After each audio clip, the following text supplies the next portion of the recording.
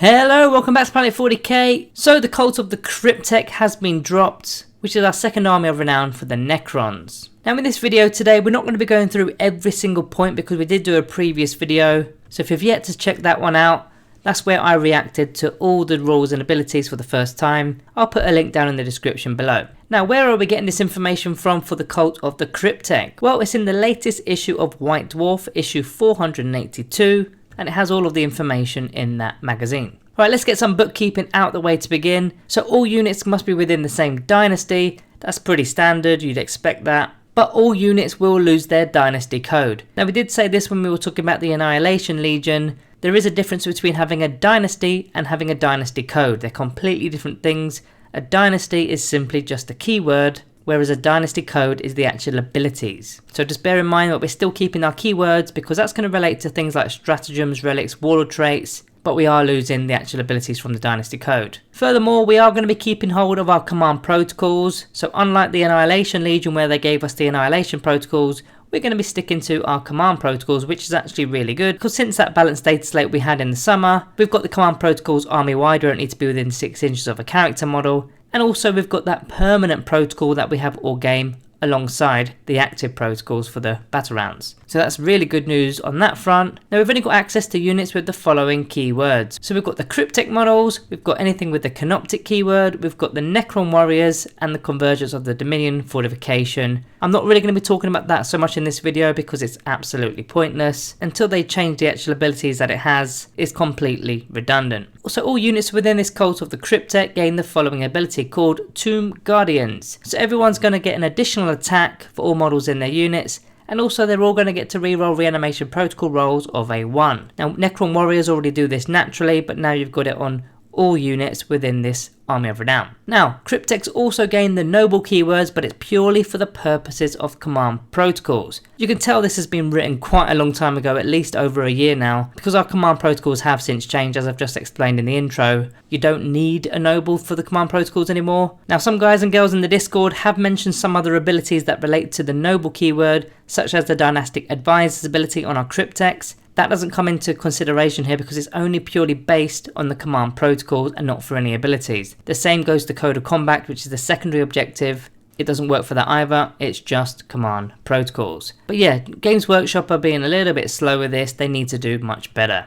Right, let's get on to some warlord traits of note before we get onto some of the main synergy within this book. And of course, we're going to be talking about those Canoptek Wraiths as well. There's a really cool piece of synergy that will be later in this video. Right, so warlord traits of note. There's only 2 that I think are worthy. The first one is Master of the Cult, which is effectively mine will be done for the Cryptek models, a +1 to hit for your nearby cult units. And the other one is Codifier of Lesser Beings, which is a +1 to wound for Cult of the Cryptek units within 6 inches of this Warlord. So those are the 2 that I would use. Now as for the Cryptek Arcana, we do have 6 new ones. I think they're all pretty poor. There is one worthy of a mention though, which is the Atomizer Stave for the Plasmancer, where it's Harbinger of Destruction ability. You're normally using 3 dice, but now you're going to be using 6 dice. Any 4+ rolls are mortal wounds. So on average you're going to be getting around 3 or 4 mortal wounds every time you use this, with the potential of 6 of them. I can see a lot of lists having loads of Plasmancers, spamming out a lot of mortal wounds there. Now while we're speaking of the Cryptek Arcana, there is a new stratagem within this cult of the Cryptek, which is Exalted Cryptek. For 1 command point, any Cryptek model can take 2 Cryptek Arcana instead of 1. And in fact you can use this multiple times, it doesn't have to be on one single Cryptek model. So a few examples of using this stratagem would be, say for example, the Technomancer. He could take the Failsafe Overcharger to be given additional attacks for Canoptek units, as well as the Dimensional Sanctum, so that you can actually be deep striking in. That will save you from taking the Veil of Darkness relic, which you could save for another model. If you're taking that Plasmancer, you can take the Atomizer Stave, which we've just mentioned, for the D6 4+ rolls for mortal wounds. And you can also take his Quantum Orb, which isn't that competitive to be honest with you, but it is quite a cool and quirky Cryptek Arcana. The Psychomancer can take the Obedience Nano Scarabs, which is one of the new Cryptek Arcanas, which allows him to select 2 different effects instead of 1 when using his Harbinger of Despair ability, and he can also be pairing that with the Atta Vindicator, which was one of the old Cryptek Arcanas for the Psychomancer, where he can be throwing out mortal wounds if you beat an enemy leadership. Maybe if you want to go with the Chronomancer, you can take the Entropic Chronoshackle, which is another new one, to prevent an enemy unit from falling back. That will be on a 4+ roll though, and then also taking the Counter-Temporal Nanomines, which is the Chronomancer's previous Arcana, to half the advance and charge rolls for a selected unit within 18 inches. So you can be taking both of those Cryptek Arcanas with this new stratagem. So at present there are 4 Crypteks. Of course you've got the Chromancer, the Plasmancer, the Psychomancer and the Technomancer. And you may be wondering, what about the 2 named Crypteks? We've got Luminazares and you've also got Orokin the Diviner. Now at first glance I thought these were okay to use in the cult of the Cryptek, but the more I read it in the restriction section, it says all units must be drawn from the same dynasty. Now I know these are dynastic agents, so usually they are exempt, but an ability usually also explains that you can use dynastic agents, whereas in this case it doesn't. So I don't know if that's just an error on GW's behalf, but rules as written as far as I can see, the named characters cannot be included in this Army of Renown.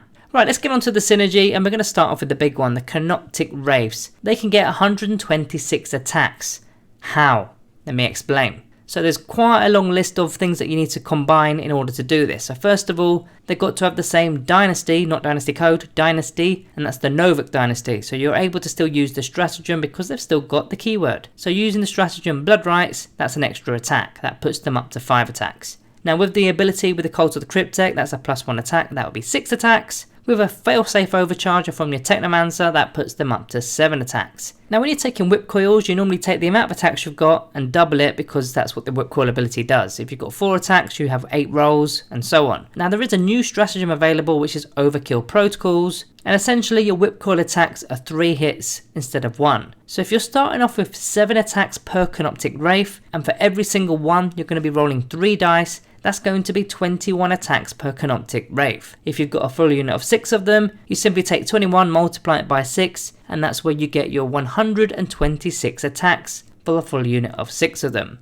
Now you can take this much further than that, and we've got another little list for you. So if you're taking the Technomancer with the control node, that's going to be a +1 to the hit rolls. If you're taking the Warlord trait, the Codifier of Lesser Beings, that's a +1 to the wound rolls. You've still got access to the old Necron stratagems in the Codex. So you've got the Disruption Field stratagem, that's a +1 to the strength. You've got the Protocol of Hungry Void, if you've got that active, that's a +1 to the strength again. There's another new stratagem for the Canoptek Wraiths, which is the Canoptek Overdrive stratagem. So if any model gets destroyed before actually fighting, they can still fight even though that model has been destroyed. Now that one I don't think is as usable because normally Canoptek Wraiths are fighting first because they can fall back and recharge and that sort of stuff. But there will be situations where the opposing player will also have some sort of abilities to fight first, or they just simply make the charge on our Canoptek Wraiths. And then finally, the Hyperdense Particle Beams is another stratagem, which makes the particle casters that they can optionally carry -2 AP. So there's a buttload of synergy just for the Canoptek Wraiths alone. Now let's get on to another Canoptek unit, which is the Canoptek Spyders. They've also got a massive boost, and it goes along very similar lines. So we're going with the Novak Dynasty again, Blood Rights for that +1 attack, Tomb Guardians for another attack,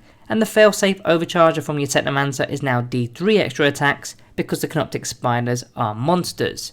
Now sadly there's no whip coils here, so there's no ×3 to all the attacks, but that's still plenty of attacks that you never had before. Now if you're going to further boost these Canoptek Spyders, again the Technomancer with a control node for a +1 to hit if you wanted to do it that way. There is another way which we'll talk about in a moment. The Warlord trait Codifier of Lesser Beings again for a +1 to the wound roll. The Disruption Field stratagem again because they're a core unit. Protocol of Hungry Void for +1 to the strength. Now this is the one that competes with the control node. It's the Aggressive Override stratagem, and it's purely for the Canoptek Spyders. It gives them a +2 to their movement, which I think is fantastic because they're normally the ones that are quite slow, but it also gives them a 2+ weapon skill as opposed to a 4+. So they're jumping up 2, and this is just purely a stat. It's not a modifier to their dice, it's purely now a new stat. So in fact you could still use a Technomancer with a control node for a +1 to hit. If there are any negative modifiers, they'll cancel each other out. Then they've got the same stratagem that the Canoptek Wraiths have, which is the Hyperdense Particle Beams for that -2 AP on the particle weapon, so they've got the particle beamers this time.